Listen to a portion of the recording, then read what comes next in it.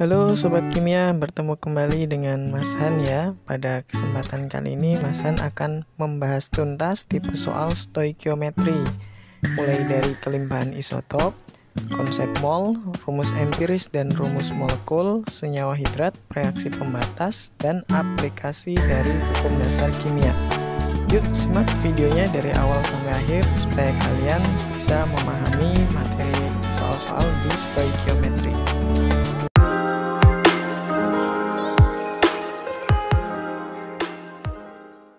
Soal nomor 1, suatu unsur A memiliki dua isotop stabil di alam, yaitu A20 dan A22. Jika massa atom relatif A sama dengan 20,2, maka kelimpahan isotop-isotop tersebut di alam berturut-turut adalah. Oke, untuk soal nomor 1 diketahui ada dua isotop dari A ya, ada A20 dan A22, kemudian massa atom relatifnya atau AR 20,2. Ini kita bisa menggunakan rumus rata-rata ya. AR-nya A itu rumusnya sama dengan persentase isotop yang pertama dikali isotop yang pertama ditambah persentase kedua dikali isotop yang kedua dibagi dengan 100%. Nah, karena yang dicari persentase dari masing-masing isotop, kita buat pemisalan saja. Yang A20 nilainya X%, maka A22 nilainya 100 min X% ya, karena kalau dijumlah ini harus 100. Masukkan nilai ARA-nya 20,2 sama dengan persentase yang pertama X, isotop pertama 20, ditambah persentase yang kedua 100 min X dikali isotopnya 22, kemudian dibagi dengan 100 ya. Ini tinggal dikali silang 20 ya, ini ya, 20X ditambah 2200 dikurangi 22X. Ini pindah ruas ya. Jadi 22 dikurangi 20, ini 2X sama dengan 2200 dikurangi 2020. Ini 180. Nah, sehingga dari sini diperoleh nilai X-nya sama dengan 90%. Jadi kesimpulannya persentase dari A20 sama dengan 90%, persentase A22 nya berarti 100 kurangi 90 atau 10%. Jawabannya adalah yang E. Soal nomor 2, jumlah atom besi yang ada di dalam sepotong besi dengan massa 112 gram adalah. Untuk soal yang nomor 2, ini kita bisa menggunakan konsep mol ya. Nanti bagi yang masih bingung tentang materi konsep mol, kalian bisa lihat di pojok kanan atas video ini ya. Mas Han akan berikan linknya untuk materi konsep mol. Ini kita pakai konsep mol yang nomor 1 dan nomor 5 kalau di video sebelumnya ya. Nah, di konsep mol yang nomor 1 itu bahwa yang namanya massa dibagi dengan MR atau AR itu sama dengan mol. Terus konsep yang kelima, jumlah atom dibagi dengan bilangan Avogadro, ini juga sama, mol artinya ya. Jadi kita bisa menggabungkan. Tinggal dimasukkan saja massa dari Fe-nya 112, AR-nya 56, jumlah atomnya yang ditanya misalkan X 6,02 kali 10 pangkat 23 ya. Ini bisa dicoret 112 dengan 56 masih ada 2, sehingga nilai X-nya sini ada 12,04 dikali 10 pangkat 23 atau nilainya 1,204 dikali 10 pangkat 24 ya. Jawabannya adalah yang E. Nah, mudah ya ini. Soal nomor 3, bila diukur pada keadaan standar, volume dari 4 gram gas SO3 adalah. Soal nomor 3, diketahui ada 4 gram SO3, MR-nya ini kita bisa hitung dari AR-nya ya, 32 ditambah 16 kali 3, 48, 48. 48 tambah 32, 80. Ditanya volumenya pada 0 derajat Celcius 1 atm. Ini namanya kondisi STP, Standard Temperature Pressure. Kita bisa gabungkan rumus mol yang nomor 1 dan nomor 3 ya. Pada saat STP, mol sama dengan volume per 22,4 liter. Sedangkan jika diketahui massa ya, rumusnya massa dibagi dengan MR. Tinggal dimasukkan volume per 22,4 liter sama dengan 4 per 80. Ini bisa kita coret-coret ya. 4 dengan 8 masih sisa 2. 22,4 dengan 2, 11,2. Sehingga volumenya sama dengan 11,2 dibagi 10, 1,12 liter. Jawabannya adalah yang D. Soal nomor 4. Pada suhu dan tekanan yang sama, massa 2 liter gas X sama dengan massa 1 liter gas SO2. Jika diketahui MrSO2 64, Mr gas X adalah. Soal nomor 4 kita bisa gunakan hipotesisnya Avogadro ya, bahwa perbandingan mol sama dengan perbandingan volume gas. Sehingga nanti di sini molnya X dibanding dengan molnya gas SO2 sama dengan volumenya X dibanding dengan volumenya SO2. Rumus mol kalau ada massa dan ditanya MR berarti massa dibagi MR. Kita misalkan saja massanya itu M ya, per MR-nya yang ditanya sama dengan volumenya X 2 liter, volume SO2-nya 1 liter. Ini kita pindah ruas dikali mol SO2-nya, ini massanya kan sama ya, M, MR-nya 64. Nah, dari sini kita bisa coret-coret, M-nya bisa dicoret karena sama, 2 sama 64, jadi MR-nya kita peroleh sama dengan 32. Jawabannya adalah yang D. Ya, mudah ya teman-teman. Soal nomor 5.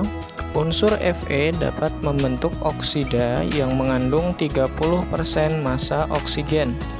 Jika massa molekul relatif oksida besi adalah 160, maka rumus empiris oksida tersebut adalah. Untuk mencari rumus empiris dari suatu zat, kita bisa menggunakan konsep perbandingan massa sama dengan perbandingan AR atau MR. Diketahui persentase oksigen dalam oksida besi itu adalah 30%, maka persentase Fe-nya ada 100 dikurangi 30 atau ada 70%. Nah, kita bandingkan saja langsung. Massa Fe dibanding massa O sama dengan X kali AR-nya Fe dibanding dengan Y kali AR-nya O. Persentasenya Fe diketahui 70% banding 30% sama dengan X dikali 56 per Y dikali 16. Nah, kita bisa coret-coret ya. Ini 70, 30, nolnya hilang. 7 kalau dibagi 56 itu 8. 8 sama 16 ini masih ada 2. Maka perbandingan X banding Y sama dengan 2 banding 3. Nah, sehingga nanti di sini kita peroleh rumusnya Fe jumlahnya X-nya 2, O jumlahnya Y 3. Jawabannya adalah yang B. Nah, itu. Dengan banyak latihan nanti kalian akan paham ya model-model soal stoikiometri, kombinasi konsep mol dengan hukum dasar kimia. Soal nomor 6. Suatu senyawa yang terbentuk dari unsur karbon dan hidrogen yang massanya 1,12 gram dibakar sempurna menghasilkan 3,52 gram gas CO2 dan 1,44 gram uap air. Rumus empiris senyawa tersebut adalah. Untuk soal yang nomor 6, ini pertanyaannya mirip ya seperti nomor 5, sama-sama ditanya rumus empiris, hanya saja Untuk nomor 6 ini kita nggak tahu berapa persentase C dan H, yang ada adalah hasil reaksi ya. Ketika CXHY senyawa hidrokarbon dibakar dengan oksigen menghasilkan gas karbon dioksida dan H2O. Nah, konsep yang digunakan adalah yang perbandingan mol sama dengan perbandingan koefisien. Kalian bisa lihat di video sebelumnya ya, di stoikiometri yang part 1. Nah, nanti ini kita bisa cari molnya ya. Rumusnya massa dibagi dengan MR, AR-nya C 12, O 16, 16 kali 2 32 ditambah 12 44. Kalau 352 dibagi 44 itu 8. Nah, ini karena 3,52 nilainya 0,08 mol. H2O juga sama, dicari molnya. Ini AR-nya H1 kali 22 O16 sehingga jumlahnya 18. 144 kalau dibagi 18 juga 8 ya. Karena 1,44 jadi 0,08 mol. Nah, maka perbandingannya ini adalah 1:1. Perbandingan ini naik dijadikan sebagai koefisien. Ini 1, ini juga naik ke atas, koefisiennya 1. Nah, jumlah unsur kiri dan kanan harus sama. Di kiri C-nya X, di kanan C-nya 1. Oh, berarti X-nya 1. Di kiri hanya Y, di kanan hanya 2 kali 1, 2. Maka H2. Sehingga jawabannya adalah yang B. Ya, rumus empirisnya CH2. Soal nomor 7. Untuk mendapatkan 5,6 liter gas H2 pada keadaan standar melalui reaksi, diperlukan logam seng paling sedikit. Untuk soal nomor 7, kita gunakan konsep yang sama seperti nomor 6, perbandingan mol sama dengan perbandingan koefisien. Kita fokusnya hanya pada zat yang diketahui dan yang ditanyakan. Di sini koefisien H2 1, Zn juga sama 1. Karena koefisiennya sama, berarti molnya Zn juga sama dengan molnya H2. Zn ditanya massa, berarti rumus molnya massa dibagi dengan AR 65. H2 diketahui volume dalam kondisi standar, berarti rumusnya volume dibagi dengan 22,4 liter. Nah, ini diingat-ingat ya untuk satuannya ini, tetapan-tetapannya ya. Bisa dicoret, ini 4. Maka masanya Zn 65 dibagi 4 ya. Jadi jawabannya adalah 16,25 gram ya. Jawabannya adalah yang D, dadu ya. Soal nomor 8. Pada pemanasan 38 gram kristal MgSO4 X H2O didapatkan 20 gram MgSO4 anhidrat. Jika MrMgSO4 sama dengan 120 dan MrH2O sama dengan 18, maka harga X adalah nomor 8. Ini kita gunakan konsep yang sama dengan nomor 6 dan 7 ya, perbandingan mol sama dengan perbandingan koefisien karena kita mau mencari nilai X. Ya, ini istilahnya adalah garam terusi atau garam hidrat, garam yang mengikat air ya. Sesuai dengan hukum kekalan massa, massa sebelum sama dengan massa sesudah reaksi. Kalau awalnya MgSO4 X H2O ada sebanyak 38 gram, setelah dipanaskan dihasilkan MgSO4 20 gram, artinya massa H2O yang menguap adalah 38 kurangi 20, 18 gram. Untuk mengetahui koefisien, tadi kita bisa menggunakan perbandingan mol ya. Kalau ada massa berarti rumus molnya gram per mr. MrMgSO4 diketahui 120, H2O mr-nya 18. Ya, 20 dibagi 120 ini 1/6 mol dibanding 1 mol. Supaya tidak pecahan ya, ini kalikan 6 ya, jadi 1/6. Sehingga diperoleh nilai X-nya ini ya sama dengan 6. Nah, jadi jawabannya adalah yang C. Simpel ya, jadi konsepnya itu kurang lebih sama untuk soal-soal stoikiometri itu intinya ada di konsep dasar yang pernah Mas Han sampaikan di video pertama.